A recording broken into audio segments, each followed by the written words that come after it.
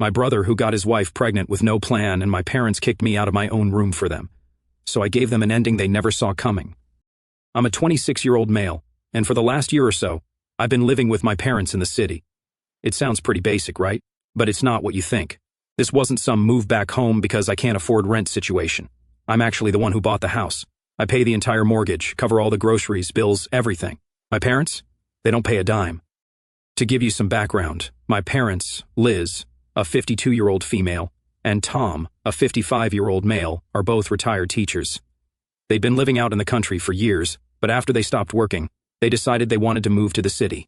They were bored with the quiet life and wanted to be closer to more exciting stuff, or at least that's what they said. I thought, why not? I'm making good money as a software engineer, and the city has better job opportunities anyway. Plus, I figured I'd help them out since they've done a lot for me growing up. You know, normal family stuff. So we moved into this nice 3-bedroom house in the city. I'm not talking mansion level or anything, but it's definitely a nice place. 3 bedrooms, a little backyard, and a big enough living room for everyone to hang out. Since I'm the one paying the mortgage, I made sure to claim the master bedroom. It's got a walk-in closet and its own bathroom, which is clutch because, honestly, sharing a bathroom with anyone else? No thank you. The second bedroom is my home office since I work from home about 80% of the time. I set it up just the way I wanted. Dual monitors, a comfortable chair, the whole deal. I figured the third bedroom would stay as a guest room for when family visited or whatever. Simple enough, right? At first, everything was fine. My parents were just happy to be in the city, and we all settled into a pretty comfortable routine. They did their thing, gardening, watching TV, whatever retirees do. And I worked my job, paid the bills, and took care of the house. I didn't mind paying for everything. I make 6 figures, and it's not like they have much income coming in besides their pensions. Plus, it's family. You don't charge family rent, right? Then came the turning point. And let me tell you, it all happened faster than I could have imagined. One day, my mom dropped this casual comment at breakfast like it was no big deal. She said, you know, your brother Jake and Emma are thinking about moving to the city. They're not doing so well back in the old town, and Emma's pregnant, so they could really use the help. At first, I didn't think much of it. Jake, a 28-year-old male, and Emma, a 26-year-old female, had always been the kind of couple who jumped from one bad situation to another. They weren't exactly struggling, but they weren't thriving either. Plus, Emma being pregnant threw a whole new layer into the mix. I thought, okay, maybe they'll move to the city and get a small apartment or something. But no, my mom had different plans. A few days later, she sat me down and, with this super innocent tone, said, "We've invited Jake and Emma to come stay with us. It'll just be for a little while until they get back on their feet." Now, this is the part where I should have seen it coming, but I didn't. I just kind of nodded along, figuring, okay, whatever, they'll stay for a bit and then find their own place. But what I didn't know was that this was just the beginning of the chaos. My parents didn't exactly ask if I was cool with them moving in. They just told me after they'd already invited them. I was still processing the whole thing when Jake and Emma showed up at our doorstep a week later, bags in hand, looking like they were moving in for the long haul. So, here's the deal. They move in, and right away, it's clear that they think they're staying indefinitely. I'm already feeling the stress build up because I'm the one paying for everything. Groceries, utilities, mortgage, you name it. And now I've got 2 more people to feed and take care of. No one even asked if I was okay with it. They just moved in like it was the most natural thing in the world. Now, don't get me wrong, I love my brother, he's family after all. But Jake's not exactly the most responsible person in the world. He's the kind of guy who always finds himself in messy situations and then relies on other people to bail him out. And Emma? She's nice enough, but she's got this entitled attitude that just rubs me the wrong way, like she's pregnant, so she automatically deserves special treatment from everyone around her. But here's where things start getting really messed up. A couple of days after they moved in, Emma started making these little comments. You know, the type that seem harmless but are actually really annoying. She'd say things like, "This place is so big, it must be hard for you to clean it all by yourself," or, "I can't wait until the baby's here. We're going to need a lot of space for all the baby stuff." I didn't think too much of it at first, but then came the kicker. One evening, after I had just finished a long day of work, Jake and Emma pulled me aside and said they wanted to talk. I thought, all right, maybe they're going to apologize for taking up space and eating all the food without offering to help. But nope. Instead, Emma, all casual, said, "So, we've been thinking it would make more sense for us to take the master bedroom." I just stared at her. I couldn't believe what I was hearing. "We need more space," Jake added, like it was obvious. "The baby's going to need a lot of stuff, and your room has the walk-in closet and the private bathroom." Now keep in mind, I pay the entire mortgage. The house is in my name. I also pay for all the groceries, and I've been supporting the whole household without asking for anything in return. And here they were, asking me to give up my own bedroom. I was floored. I couldn't even respond right away. It was like the audacity just hit me all at once. Finally, I said, Why don't you just take the spare room? It's plenty big, and it's already set up for guests. Emma wasn't having it. But that room doesn't have a walk-in closet, and the baby's going to need space, she said. I stared at them for a few seconds, trying to stay calm. I'm not giving up my room, I said, keeping my voice as steady as I could. You can have the spare room, or you can find somewhere else to stay. Jake looked a little shocked that I wasn't just caving in, but Emma, she looked downright offended. And that's when I realized this wasn't going to end well. Alright, so after that awkward conversation where Jake and Emma straight up asked me to give up my room, I thought that maybe, just maybe, they'd realize how ridiculous they sounded and back off. I mean, who in their right mind asks the person paying the mortgage, buying the groceries, and keeping the lights on to just give up their space like that? But nope, of course, that's not what happened. The next couple of days, I started noticing these little things. For one, Jake and Emma were suddenly really comfortable. Too comfortable. They'd spread their stuff out all over the living room, had their shoes kicked off near the couch, and Emma was already talking about where she was going to put all the baby stuff, like the house was theirs or something. I wasn't saying anything yet, but it was building up inside me, that feeling that something was about to go down. So one day, I had to go into the office for a few hours. Normally, I work from home, but sometimes I have meetings that I can't miss. Anyway, I get home around lunchtime to grab something to eat, and I notice something strange. As soon as I walk in, my stuff, my personal stuff, is in the hallway. My clothes are in a pile on the floor. My computer monitor is just sitting there unplugged, like someone was in the middle of moving it. My heart's already starting to race because I know what this means, but I had to see it for myself. I walk to my room, and sure enough, there's Emma, standing in the middle of it, packing up the last of my things. She doesn't even look surprised when I walk in. She just glances over at me like, "Oh, hey, I was just finishing up." I couldn't believe it. "What the hell are you doing?" I blurted out, probably louder than I meant to. She had the nerve to look all calm and collected, like this was no big deal. "Your mom said we could start moving our stuff in here. The baby's coming soon, and we need the space," she said, like it was the most normal thing in the world. I could feel my blood boiling. My mom said? My mom, who doesn't pay a single cent toward the mortgage, thought it was okay to just hand over my room to Jake and Emma without even talking to me? I wasn't about to let this slide. "No," I said, stepping into the room. "You're not moving into my room. I already told you guys to take the guest room." Emma didn't like that. She crossed her arms and gave me this look, like I was the one being unreasonable. "The guest room is too small for the baby, and there's no closet. We need more space," she said. I wasn't having it. "I don't care. You're not taking my room. I'm the one paying the mortgage. I'm the one who's been paying for everything in this house, and you and Jake aren't even contributing anything. If you need more space, you're welcome to find your own place." At this point, I was really angry, and I could tell Emma was getting upset too, but I didn't care. She didn't back down though. "Your mom said it was fine," she repeated, like that was the final word. Now here's where I lost it. I marched back out of the room, grabbed my phone and called my mom, who by the way, wasn't even home at the time. The second she answered, I didn't even let her say hello. "Mom, did you tell Jake and Emma they could move into my room?" There was a long pause on the other end, like she didn't know what to say. Finally, she admitted, "Well, I thought it would be the best solution. They need the space, and you already have the office. It's not like you're using the room for much." I couldn't believe what I was hearing. "Are you serious right now?" I snapped. "I pay the mortgage. I pay for all the groceries. I pay the bills, and you think it's okay for Jake and Emma to just take over my room?" My mom tried to calm me down, saying it wasn't a big deal and that we're all family, but I was done listening. I'm not giving them my room, and if they don't move their stuff out, they're going to need to find another place to stay. By this point, Emma must have heard me because she came storming out of the room looking furious. "You're seriously going to throw us out with a baby on the way?" That's when Jake walked in. He must have heard the commotion from outside because he came in looking all pissed off too. "What's going on?" he demanded. So I laid it out for him. "What's going on is your wife thinks she can just take over my room without even asking, and I'm telling you both right now, it's not happening. You can either stay in the guest room or you can leave." Jake wasn't happy about that. He got all defensive, saying how they're family and how I should be willing to make sacrifices for them. But at this point, I was beyond reasoning. Sacrifices? I'm already paying for this entire house. What are you guys contributing, huh? Nothing. And now you think you can just walk in and take over? The yelling got pretty loud at that point, and I think it was clear that neither side was backing down. My mom tried calling me back, but I ignored her. I was too pissed off to deal with her excuses. Jake kept going on and on about how I wasn't being fair, how they had a baby on the way, and how families should stick together in tough times. But I'd had enough. I turned to both of them and said, "You've got until the end of the day to move your stuff out of my room.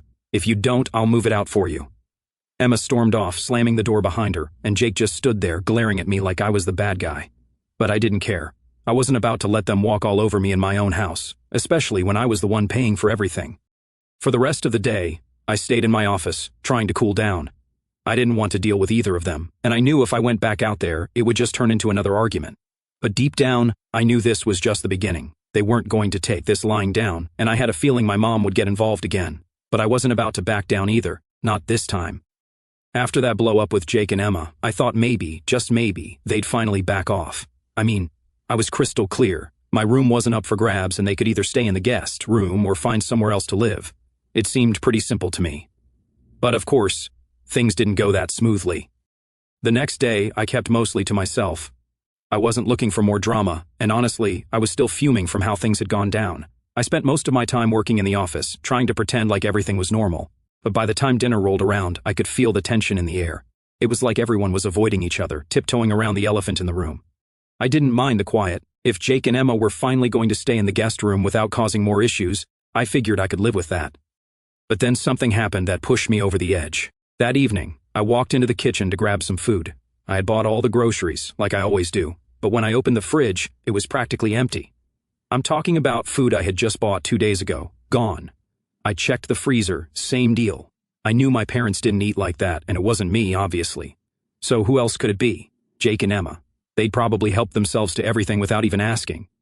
I was already irritated, but I tried to brush it off, thinking, whatever, I'll just pick up more tomorrow. But it wasn't just the food. When I went to sit down at the table to eat, my mom came into the kitchen, not looking me in the eye. She quietly made plates for herself, my dad, Jake, and Emma, and then she didn't make one for me.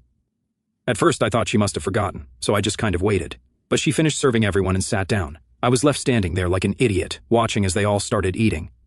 I'm not going to lie. I felt the anger bubbling up again. It was like they were all punishing me for standing up for myself. I looked at my mom, trying to keep my cool. You didn't make me a plate? She barely looked up. You don't want to help the family? You don't eat with the family, she said, as casually as if she was commenting on the weather. I couldn't believe what I was hearing. Excuse me? I pay for everything here, the groceries, the mortgage, and now I'm being iced out? She didn't even answer. My dad just kinda sighed and kept eating like nothing was happening, which pissed me off even more. Jake and Emma were sitting there with this smug look on their faces, like they had won some kind of power play. Emma even had the nerve to smile at me when I walked by. I couldn't take it anymore. I wasn't about to be treated like some outsider in the house that I paid for. I slammed the fridge door shut and stormed out of the kitchen, my mind racing. I knew what I had to do next. I went straight to my room, grabbed my laptop, and started looking up eviction notices. I figured if they didn't want to treat me with respect, then they could find somewhere else to live. I mean, enough is enough, right? I'm not a free hotel service. Within an hour, I had the documents ready. I printed out 2 sets, one for Jake and Emma, and one for my parents. It felt weird, kicking out my own family, but at this point, they had crossed the line.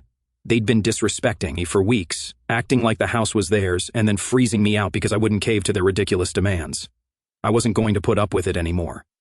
Once the notices were printed, I walked out to the living room where everyone was sitting, pretending like nothing was wrong. I didn't say a word. I just slapped the papers down in front of my parents, then handed another set to Jake and Emma. What's this? Jake asked, picking up the papers and scanning them. You have 24 hours to pack your things and leave, I said, keeping my voice as calm as I could manage. If you're not out by tomorrow, I'm calling the police. Jake's face went pale. He wasn't expecting this, not at all. You can't be serious, he said.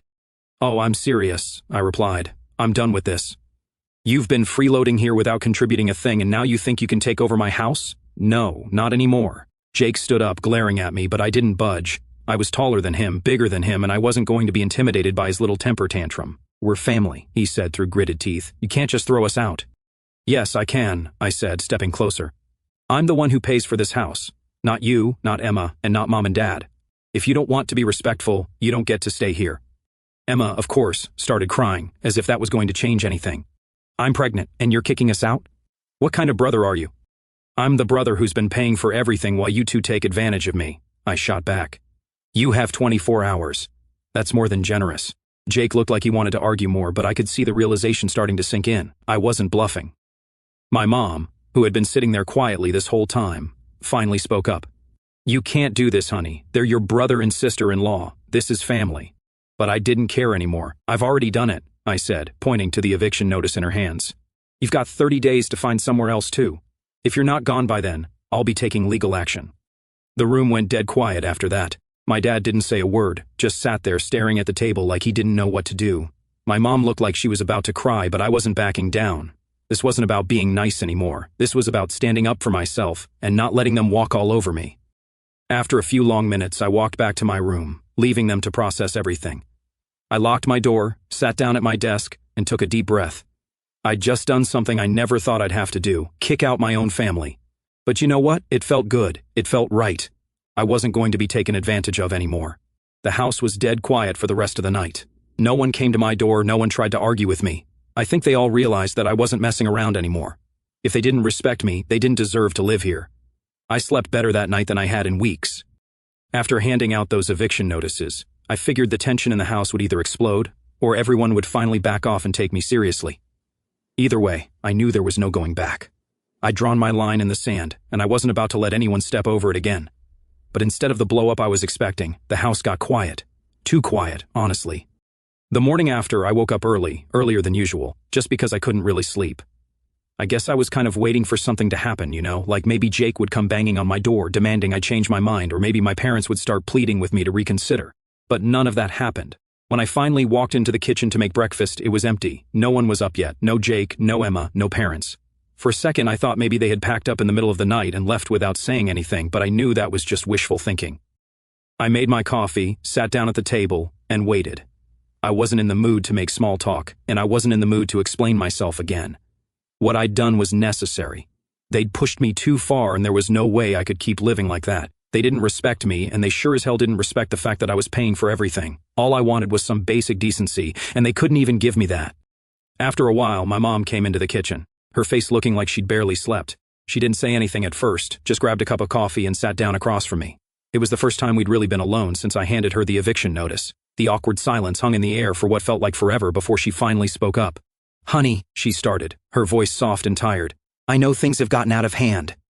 I didn't say anything. I just stared at my coffee, waiting for the rest of whatever she was going to say. I knew an apology was coming, or at least some version of one, but I wasn't about to let her off the hook that easily. "I didn't realize how bad things had gotten between you and your brother," she continued, her voice cracking just a little. "We were just trying to help them, and I guess I didn't see how unfair it was to you." That caught me off guard. I wasn't expecting her to admit it, at least not so soon. For a second, I thought maybe she was finally getting it, that I wasn't the villain in this situation. But I still couldn't shake off the frustration from how everything had gone down. "You didn't just ignore what I wanted," I said, my voice sharper than I intended. "You sided with them every single time, like you just assumed I'd roll over and let them take whatever they wanted." "I know," she said, almost in a whisper. "But we thought, well, you've always been the strong one. Jake, he's never had it easy." That was her excuse every time. Jake wasn't strong. Jake had struggled more. Jake needed more support. It was like they didn't think I had any limits because I was the one who had my life together. "And you think I've had it easy?" I asked, my anger simmering just below the surface. "I'm the one who bought this house. I'm the one who pays the mortgage. I pay for the groceries. I've been carrying all of you, and you think I can just keep doing that forever?" She looked down at her coffee, not saying anything for a few seconds. "I know you've done a lot more than we could have asked for, but Jake, with a baby on the way—" I cut her off. "This isn't about the baby. This is about respect, and you guys haven't shown me any." She sighed, clearly exhausted by the whole situation, but I wasn't about to let her off with a few tired excuses. We just thought we were doing the right thing," she finally said. "Jake and Emma, they don't have much." "And whose fault is that?" I shot back. "I didn't ask them to move in. I didn't ask for any of this. They need to figure out their own lives, and you can't keep bailing them out by throwing me under the bus." She nodded, finally seeming to understand, or at least trying to. "We'll figure something out," she said, her voice quieter now. "But please don't push us out. Not like this." I sat back in my chair, trying to calm down. It wasn't like I wanted to kick them out. I mean, they were my parents, but at the same time, I couldn't keep living in a situation where they didn't respect my boundaries. I'd let too much slide, and now I had to put my foot down. "I don't want to push you out," I said, trying to be as calm as I could. "But things need to change. I can't keep living like this, being treated like I don't matter in my own house. Either things change, or you'll have to find somewhere else to live." She didn't argue, just nodded quietly. "Okay," she said, "we'll figure something out." After that, she left the kitchen, and I was alone again with my thoughts. I wasn't sure if anything was actually going to change, but at least it seemed like they were finally starting to take me seriously. Jake and Emma hadn't shown their faces yet, and I wasn't sure if that was a good thing or a bad thing, but either way, they were on borrowed time. Later that afternoon, Jake finally showed up, and of course, he looked like he'd been brooding over what had happened the night before. He didn't even say hi when he walked into the living room, just sat down across from me with that same pissed-off expression he always had when he didn't get his way. So, this is how it's going to be? He asked, his voice dripping with bitterness. You're really going to kick us out? I gave him 24 hours, I said, not even looking up from my phone. If you're still here tomorrow, I'm calling the police. Jake scoffed, shaking his head like I was the bad guy. We're family. Yeah, and family doesn't take advantage of each other, I shot back. You've had weeks to figure this out. I'm not your fallback plan. He didn't have much to say after that, just sat there for a few minutes before getting up and storming off again. Typical Jake. He was always the type to run when things didn't go his way, and this time was no different. The rest of the day went by quietly, too quietly if I'm being honest. I didn't know what Jake and Emma were going to do, but I wasn't about to change my mind. I'd given them a clear deadline, and they knew I wasn't bluffing. The next 24 hours were going to decide everything. The next morning, after all the chaos, I woke up and just lay there for a few minutes, staring at the ceiling. I knew today was the day.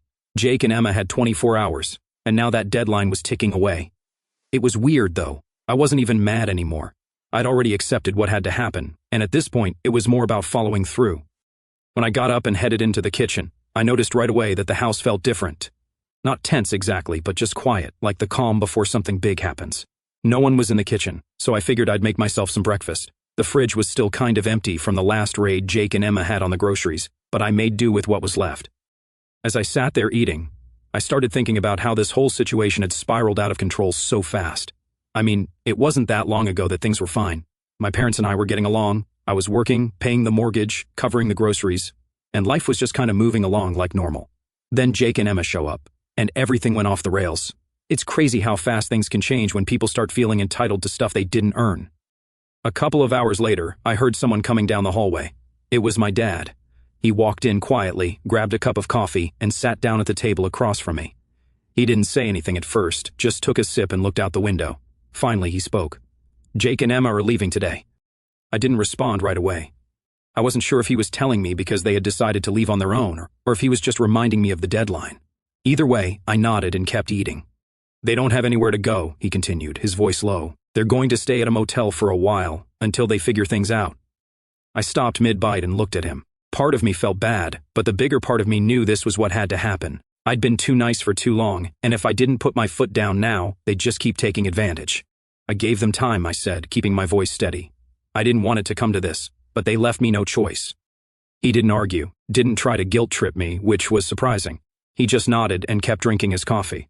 I think he finally understood that I wasn't going to back down this time. After everything that had happened, there was no going back to how things were. Around noon, Jake and Emma started packing their things. I stayed in my room for most of it, not wanting to get into another argument or hear any more passive-aggressive comments. But after a while, I could hear Jake's voice getting louder from down the hall, so I knew it was only a matter of time before something went down. Sure enough, not long after, Jake knocked on my door. I opened it, and he stood there with that same pissed-off look he'd had since I gave him the eviction notice. "You're really going to let this happen?" he asked, his voice sharp. "You're just going to kick us out like this?" I leaned against the door frame, crossing my arms. "I gave you 24 hours. I told you what needed to happen." He shook his head, his jaw clenched. "We're family, man. You don't do this to family." I took a deep breath, trying to keep calm. "Family doesn't take advantage of each other.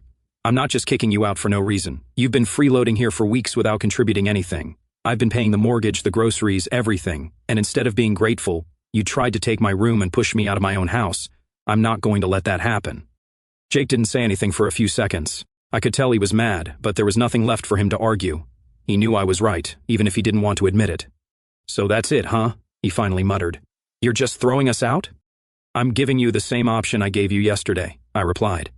"You can find a way to live somewhere else, or you can stay in the guest room and actually respect me in my space. But if you can't do that, then yeah, you're leaving." Jake glared at me, then turned and walked away without another word. I closed the door and let out a long breath. It was exhausting, but I knew it had to be done. By mid-afternoon, Jake and Emma were gone. I didn't see them leave, and honestly, I didn't want to. I wasn't looking for some emotional goodbye or anything like that. They packed up their stuff, loaded it into their car, and drove off without saying a word to me. The house felt different after they left, quieter, less tense. My parents didn't say much to me that day. I think they were still processing everything that had happened. My mom looked upset, but she didn't say anything about it. Maybe she realized finally that I wasn't the one who had caused all this. Jake and Emma had pushed me too far, and this was the result. That evening, my mom knocked on my door. She came in, sat down on the edge of my bed, and just stared at the floor for a while. I could tell she was trying to find the right words. "They're gone," she said softly. I nodded, not saying anything. "I never thought it would get to this point," she admitted. "I didn't realize how much pressure we were putting on you." I looked at her, feeling some of the frustration lift a little. "It's not that I didn't want to help," I explained, "but you guys treated me like I didn't matter, like my needs and my space weren't important." She sighed and nodded. "You're right. We should have seen it sooner." We sat in silence for a few minutes. I could tell she was upset, but at least now she was starting to understand where I was coming from. "I don't want you and Dad to leave," I said, breaking the silence, "but if things don't change, I can't live like this." She nodded again, standing up slowly. "We'll figure it out," she said. "Things will be different, I promise." As she left the room, I felt a strange mix of relief and exhaustion. The situation with Jake and Emma was over, but there was still work to be done with my parents. I knew it wasn't going to be easy, but at least now it felt like they were willing to listen. For the first time in weeks, I felt like I could finally breathe again. The house was quiet, and the tension that had been hanging in the air was gone. It wasn't a perfect solution, but at least now I had my space back, and most importantly, I had my respect.